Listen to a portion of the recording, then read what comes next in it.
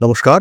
Rishibani institute of Vedic অ্যাস্ট্রোলজির পক্ষ থেকে স্বাগত জানাই আজকের জ্যোতিষ আলোচনায়। আমি শান্তনু আপনাদের সঙ্গে। আলোচ্য বিষয় সমস্যা সমাধান, পিছিয়ে থাকা, উন্নতি, সাফল্য এবং সাফল্যে ব্যর্থতা। সঙ্গে থাকবেন বৃশ্চিক রাশি বা লগ্নের মানুষরা। প্রচুর পরিশ্রম, প্রচুর খাটুনি, প্রচুর চেষ্টা, তারপরেও দেখতে পাওয়া যাচ্ছে চাকরির পরীক্ষার ক্ষেত্রে ব্যর্থতা। প্রচুর চেষ্টার পরেও দেখা যাচ্ছে ব্যবসায় সেই সাফল্য আসছে না। সাফল্য আসছে, টাকা ধরে রাখা যাচ্ছে না। টাকাও ধরে রাখা যাচ্ছে, কিন্তু কিছুদিনের মধ্যেই সেই টাকা খরচা হয়ে যাচ্ছে। ফলে আল্টিমেটলি আপনি যে তিমিরে সেই তিমিরেই থাকছেন। রিলেশনশিপের ক্ষেত্রেও বেশ কিছুদিন চলবার পরে একটা সার্টেন টাইম, তারপরেই কিন্তু সেই রিলেশনশিপে অশান্তি শুরু হয়ে যাচ্ছে। বৃশ্চিক রাশি বা লগ্নের মানুষ তারা চেষ্টা করছেন, খুব পরিশ্রম করছেন, পরিকল্পনাও করেছেন, কিন্তু শেষ পর্যন্ত জায়গাটা কমপ্লিট হলো না। এটা ঘটছে। বা বিলাসিতার কোনো জিনিসপত্র, হয়তো একটা বাড়ি কিনবেন, পছন্দ করেছেন, বা গাড়ি কিনবেন, সেটাও ঠিকঠাক করে ফেলেছেন, কিন্তু আলটিমেটলি শেষ পর্যন্ত গিয়ে হয়তো লোন স্যাংশন হলো না, বা আপনার সিভিলে কিছু পয়েন্টস কম আছে। এরকম কিছু ঘটনা ঘটলো যার ফলে আপনার মনটা ভাঙলো। এটা ঘটছে, বিগত বেশ কিছুদিন ধরেই বৃশ্চিকের সঙ্গে ঘটছে। বৃশ্চিক চেষ্টা করছেন এখান থেকে বেরিয়ে আসতে, বেরিয়েও আসছেন কিছুটা, তারপরে আবার যেন সেই একই অবস্থা ফিরে আসছে। কেন এটা হচ্ছে সেটা ভাবার চিন্তাও বৃশ্চিক করেছেন, কিন্তু আলটিমেটলি ভেবে কোনো সঠিক কুলকিনারা খুঁজে পাননি। এই ব্যর্থতার কারণ খুঁজে পাওয়ার জন্যই আজকের এই ভিডিওটি শেষ পর্যন্ত দেখুন। দেখবেন আপনার জীবনের প্রত্যেকটা গল্প আজকের ভিডিওর সঙ্গে ম্যাচ করছে। এই ক্ষেত্রে দুটো বিষয়কে আমরা দেখব। একটি হলো সাধারণ ক্রিয়াশীলতা, আরেকটি হলো গ্রহদের প্রভাব।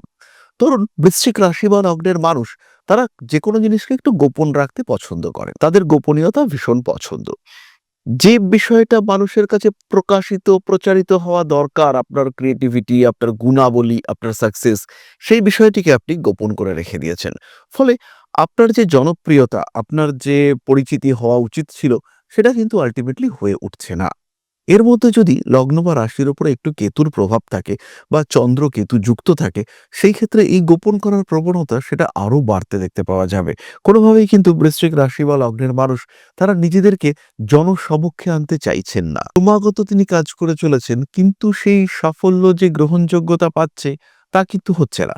এটা বৃশ্চিকের ক্ষেত্রে বারবার দেখতে পাওয়া যায়। দ্বিতীয় বিষয়টি হলো অদ্ভুত অকারণ কিছু রিজিডিটি। মঙ্গল প্রভাবিত জাতক জেদি তো হবেই, কিন্তু এই জেদের মধ্যে কোথাও কোথাও দেখতে পাওয়া যায় ব্যাপারটা একেবারেই অর্থহীন। প্রচন্ড রাগ, প্রচন্ড জেদ, কিন্তু যেখানে জেদ করা দরকার সেখানে জেদ নেই। অন্য কিছু ক্ষেত্রে তোমার সঙ্গে আর কথা বলবো না, প্রচন্ড জেদ, মারাত্মক জেদ, সেখান থেকে আর সরে আসছি না, এখানে স্ট্রিক্ট হয়ে দাঁড়িয়ে রয়েছে আমি। কিন্তু যেখানে জেদের প্রকাশ হওয়া দরকার সেখানে কিন্তু জেদের কোনো রকম কোনো প্রকাশ নেই। তার উপরে নিয়ন্ত্রণ যেখানে আনা দরকার বৃশ্চিক রাখতে পারছেন না, আর যেখানে উন্মুক্ত ক্রোধের প্রকাশ দরকার সেখানে বৃশ্চিক পিছিয়ে আসছেন। বারবার এটা ঘটছে।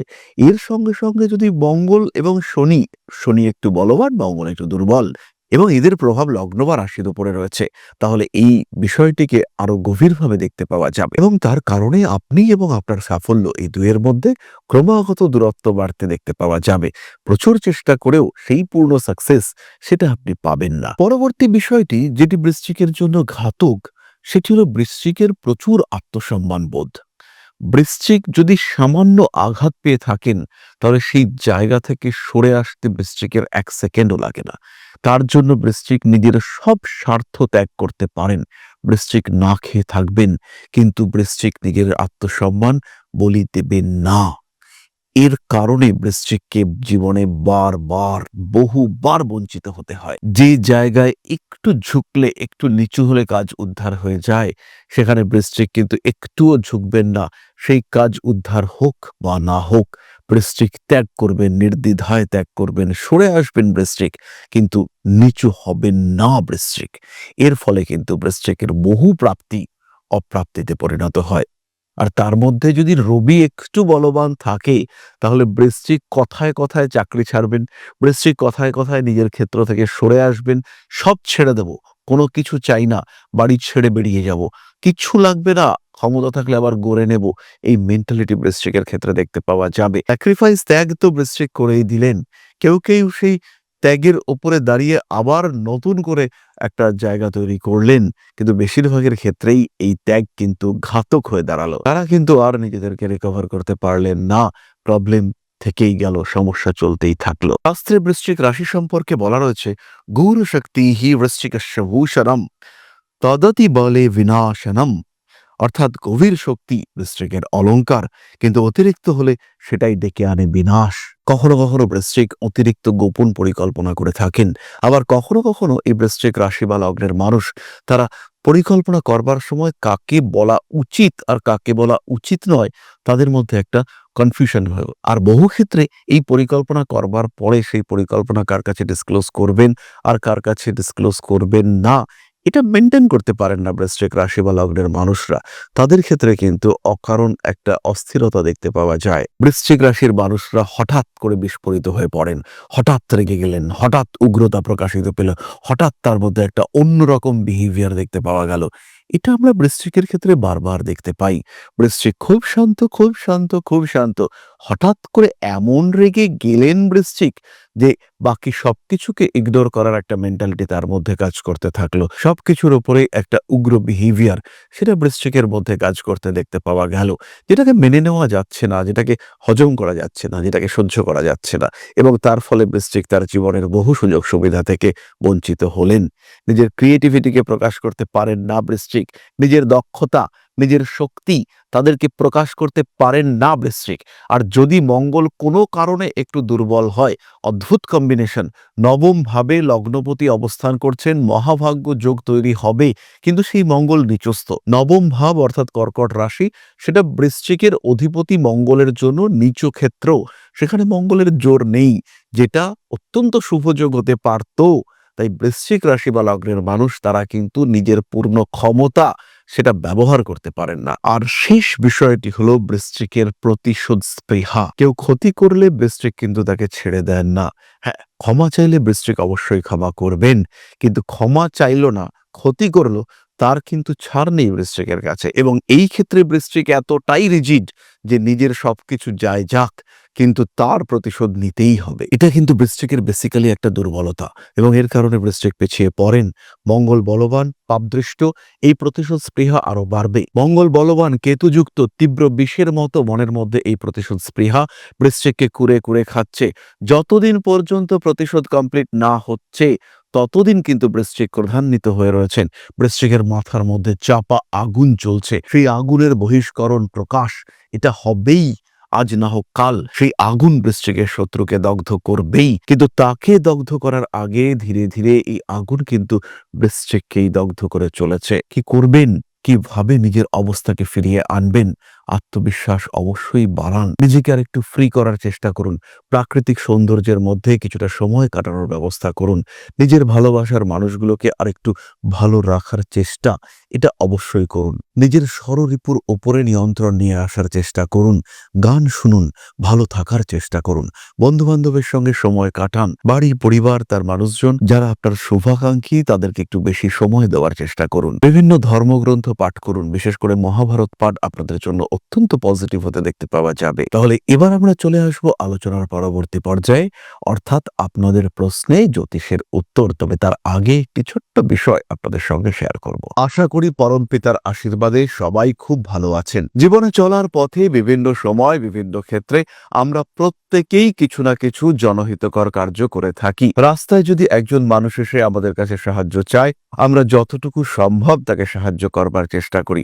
কখনো কিছু অর্থের বিনিময়ে, কখনো তাকে কিছু খাদ্য সামগ্রী কিনে দিয়ে, কখনো গাছের জল দিয়ে, কখনো পাড়ার রাস্তার কুকুরটিকে খেতে দিয়ে আমরা সমাজের উন্নতি করবার চেষ্টা করি। আমরা সমাজের প্রতি আমাদের সামাজিক দায়বদ্ধতা পালন করবার চেষ্টা করি, কারণ প্রত্যেকেই আমরা মানুষ, প্রত্যেকের মধ্যেই রয়েছে মনুষ্যত্ব, প্রত্যেকেই আমরা অপরকে সাহায্য করবার জন্য অল্প বিস্তর দায়বদ্ধ। এই ভাবনা নিয়েই অধ্যাত্ম, সেবা এবং প্রকৃতি পূজনের ব্রতী হয়েছে আমরা। আপনাদের সহযোগিতায় গঠন হয়েছে পরম ব্রহ্ম মিলন মঠ ও সেবাশ্রম।